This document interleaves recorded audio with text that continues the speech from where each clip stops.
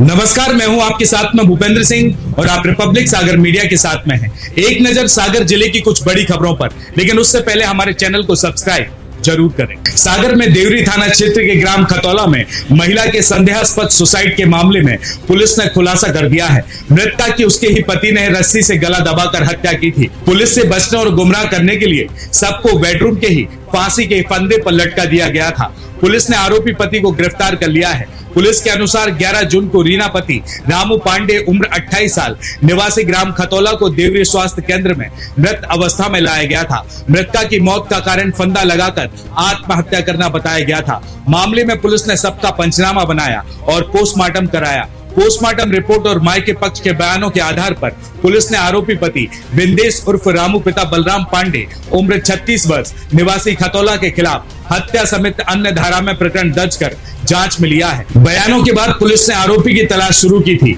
और जांच करते हुए शुक्रवार को पुलिस ने रामू पांडे को गिरफ्तार कर लिया। थाने लाकर पूछताछ की गई। पूछताछ में आरोपी ने पत्नी रीना की हत्या करने का जुर्म स्वीकार कर लिया है। तो वहीं शासन के निर्देश पर सागर जिले के निजी स्कूलों का निरीक्षण कर प्रशासन की टीमें जांच कर रही हैं। निजी स्कूलों की जांच 26 बिंदुओं के आधार पर की जा रही है। शुक्रवार को बीना एसडीएम देवेंद्र प्रताप सिंह ने टीम के साथ इंटरनेशनल स्कूल बीना, डिजिटल माइंड्स पब्लिक स्कूल, देव मॉडल पब्लिक स्कूल बीना समेत अन्य स्कूलों का निरीक्षण किया है। निरीक्षण में स्कूलों में विद्यार्थियों को दी जाने वाली व्यवस्थाएं देखी, साथ ही क्लासरूम व अन्य व्यवस्थाओं को भी देखा है। तो वहीं मध्य प्रदेश के पूर्व गृह मंत्री खुरई विधायक भूपेंद्र सिंह की अध्यक्षता में नगर परिषद मालथौन की बैठक में कई जनहित के निर्णय लिए गए। बैठक के पश्चात बैठक कक्ष में ही जन सामान्य की समस्याएं सुनी और उनका निराकरण किया। प्रोफेसर स्वर्गीय चंद्रभान सिंह की धर्मपत्नी श्रीमती लीला सिंह ने पूर्व गृह मंत्री वरिष्ठ विधायक भूपेंद्र सिंह से भेंट कर चंद्रा पार्क की प्रतिमा के संबंध में अपनी बात रखी है। तो वहीं सागर की मोतीनगर थाना पुलिस ने पंतनगर बाड़ में सूने मकान का ताला तोड़कर चोरी करने वाले आरोपियों को गिरफ्तार कर लिया है। आरोपी के कब्जे से चोरी का सामान जब्त किया गया। पुलिस के अनुसार 26 मई को फरियादी आलोक पिता रघुवीर सिंह सोलंकी निवासी बालाजीपुरम पंतनगर वार्ड ने थाने में शिकायत करते हुए बताया था कि वह घर से बाहर गया था, तभी पड़ोसियों का फोन आया और उन्होंने बताया कि घर का ताला टूटा हुआ है। सूचना पर घर पहुंचा तो देखा कि ताला टूटा था और अंदर गया तो सामान में फैला हुआ पाया गया। अलमारी का लॉक भी टूटा मिला और अलमारी में रखे चांदी के सिक्के, चांदी की पायल, चांदी की चैन और चांदी की बिछिया समेत अन्य सामान गायब था। शिकायत पर पुलिस ने प्रकरण दर्ज जांच में लिया था और जांच के दौरान मिले साक्ष्यों के आधार पर पुलिस ने आरोपी सुरेश पिता नर्मदा प्रसाद अहिरवार उम्र 28 वर्ष निवासी बावन खेड़ा को हिरासत में ले लिया है। थाने लाकर पूछताछ की गई और पूछताछ में आरोपी ने पंतनगर बाट में घर में घुसकर चोरी करना स्वीकार किया है। तो वहीं बीना के भगत सिंह बाट में शादी की तैयारियों के बीच घर में चोरी हो गई। 4 दिन बाद बेटी को विदा करना था और इससे पहले ही चोरों ने शादी के लिए जोड़े गए 1 लाख रुपए और झुमकियां चोरी कर ली। पुलिस ने अज्ञात चोरों के खिलाफ शिकायत कर अपराध दर्ज कर लिया है, साथ ही जांच भी शुरू कर दी है। जानकारी के अनुसार भगत सिंह बाट निवासी जमुना अहिरवार की बेटी की शादी 16 जून को है। घर में तैयारियां जोरों पर थी। तभी बुधवार और गुरुवार के दरमियान रात जब घर में सभी सदस्य सो रहे थे, सुबह 4 बजे सोकर उठे तो देखा कि घर का दरवाजा खुला हुआ है। घर के अंदर के कमरे में जाकर देखा तो शादी के सामान वाली पेटी और एक अटैची का सामान कमरे में यहाँ वहां बिखरा हुआ था। कमरे में नकदी से भरा बैग चेक किया तो उसमें लगे 1 लाख रुपए गायब थे। साथ ही एक जोड़ी कान की झुमकियां भी नहीं मिली, जिसकी कीमत 20,000 रुपए बताई गई है। तो वहीं भारतीय जनता पार्टी के युवा नेता अभिराज ने मुख्यमंत्री डॉक्टर मोहन यादव जी के सुपुत्र अभिमन्यु यादव के साथ श्री राम हॉस्पिटल के डायरेक्टर मनोज कटारे के इंटीरियर शॉप का उद्घाटन किया और इसी अवसर पर अभिराज ने अभिमन्यु यादव को फूल माला भेंट कर आत्मीय स्वागत किया है। तो वहीं बीना के साईं धाम कॉलोनी में गुरुवार की रात को अपने दोस्तों के साथ घूमने आए एक युवक के साथ बाट के ही एक युवक ने गाली गलौज कर बोतल मारकर स्कूल से लहूलुहान कर दिया, जिसे सिविल अस्पताल में भर्ती कराया गया है। जानकारी के अनुसार अभय पिता दयाराम रजक निवासी साईं धाम कॉलोनी अपने दोस्तों के साथ कॉलोनी में ही घूम रहा था, जो पावर हाउस साईं धाम कॉलोनी के पास बैठा था। तभी वहां सौरभ वाल्मीकि आया और कहने लगा कि उसके मोहल्ले में क्यों बैठे हो। इसके बाद उसने गाली गलौज शुरू कर दी और मारपीट कर दी और पास में पड़ी कांच की बोतल उसके सर पर मार दी, जिससे वह घायल हो गया। पुलिस ने आरोपी के खिलाफ धारा 294, 324 और 506 के तहत मामला दर्ज कर लिया है। तो वहीं दमोह जिले के घटेरा रेलवे स्टेशन पर शनिवार सुबह कक्षा 10वीं की एक छात्रा मालगाड़ी की चपेट में आ गई। बेहोशी की हालत में परिवार के लोग उसे जिला अस्पताल लेकर पहुंचे, जहां ड्यूटी डॉक्टर विक्रांत चौहान ने उसे मृत घोषित कर दिया। घटेरा गांव के रेलवे ट्रैक के दोनों तरफ लोग रहते हैं। छात्रा नीतू आदिवासी, जिसकी उम्र 15 वर्ष है, सुबह करीब 8 बजे रेलवे ट्रैक की दूसरी तरफ रहने वाली अपनी सहेली के यहाँ किताबें देने जा रही थी। देखिए, इस क्षेत्र के लोगों को आदत है कि खड़ी हुई रेलगाड़ी या मालगाड़ी के नीचे से निकलकर आवागमन करते रहते हैं। वैसे ही छात्रा ने किया और जैसे ही छात्रा मालगाड़ी के नीचे से निकल रही थी, अचानक मालगाड़ी आगे बढ़ गई और छात्रा उसकी चपेट में आ गई।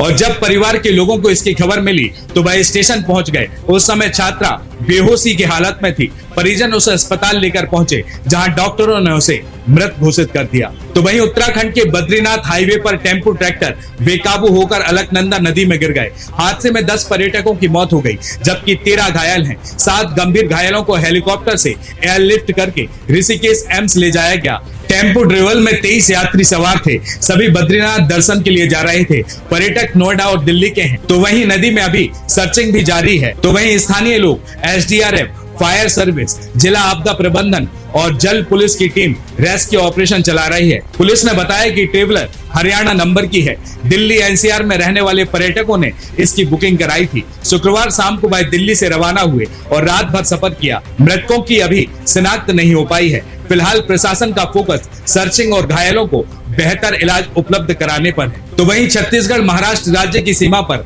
नारायणपुर के अबूझमाड़ में कुतुल इलाके में पुलिस और नक्सलियों के बीच मुठभेड़ चल रही है। एनकाउंटर में जवानों ने 8 माओवादियों को ढेर कर दिया है। मारे गए नक्सलियों की संख्या और भी बढ़ सकती है। इस मुठभेड़ में एक जवान भी शहीद हो गया है और 2 घायल हैं। इस साल जनवरी से अब तक 161 दिन में जवानों ने 141 नक्सलियों को ढेर कर दिया है। तो वहीं G7 समिट के आखिरी दिन शुक्रवार को पूरी दुनिया की नजर इटली के फसानो शहर पर टिकी है। यहाँ इकट्ठे हुए वर्ल्ड लीडर्स ने दुनिया की छिड़ी 2 जंग को लेकर AI और क्लाइमेट चेंज जैसे अहम मुद्दों पर चर्चा की।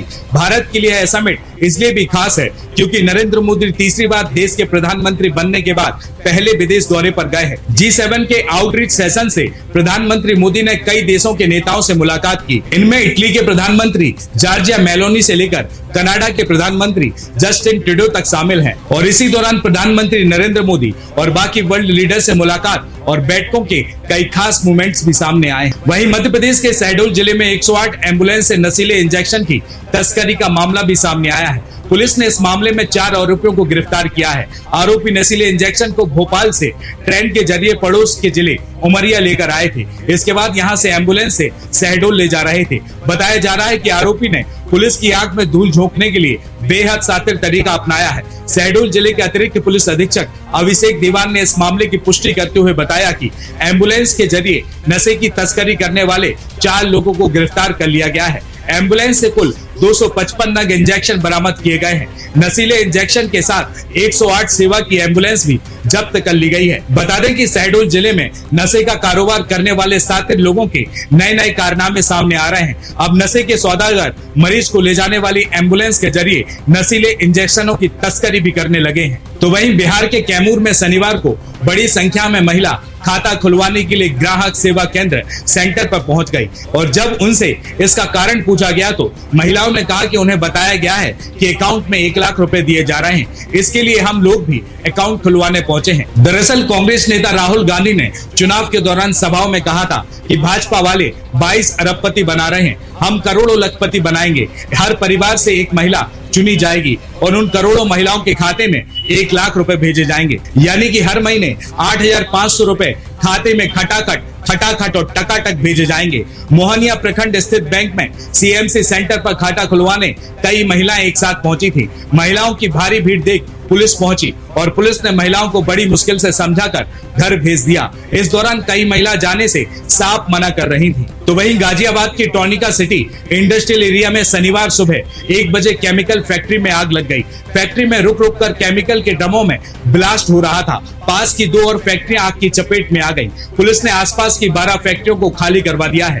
केमिकल होने की वजह से पानी से आग नहीं बुझ पा रही है। 7 घंटे की कड़ी मशक्कत के बाद फायर ब्रिगेड की टीम ने 2 फैक्ट्रियों में आग पर काबू पाया है। केमिकल्स फैक्ट्री में अब भी आग लगी हुई है। गाजियाबाद, मेरठ, नोएडा और बागपत में दमकल की 18 गाड़ियां मौके पर पहुंची हैं। ये गाड़ियां अब तक 100 से ज्यादा चक्कर लगा चुकी है। इसके अलावा नगर निगम के 10 टैंकर बुलवाए गए हैं। नगर निगम के 2 सेप्टिक टैंक भी यहाँ पर आए हैं, जिनकी मदद से मुख्य रूप से जली दोनों फैक्ट्रियों को ठंडा करने की कोशिश भी की जा रही है। ये दोनों फैक्ट्रियां पूरी तरह जलकर क्षतिग्रस्त हो चुकी हैं और ऐसे में इनकी बिल्डिंग की भी गिरने की आशंका बन गई है। और इसके अलावा केमिकल फैक्ट्री की आग बुझनी भी शेष रह गई है। बाकी आग पर काबू पा लिया गया है। ये थी सागर जिले और देश की तमाम बड़ी खबरें। हमारे चैनल के साथ बने रहने के लिए हमारे चैनल को सब्सक्राइब जरूर करें।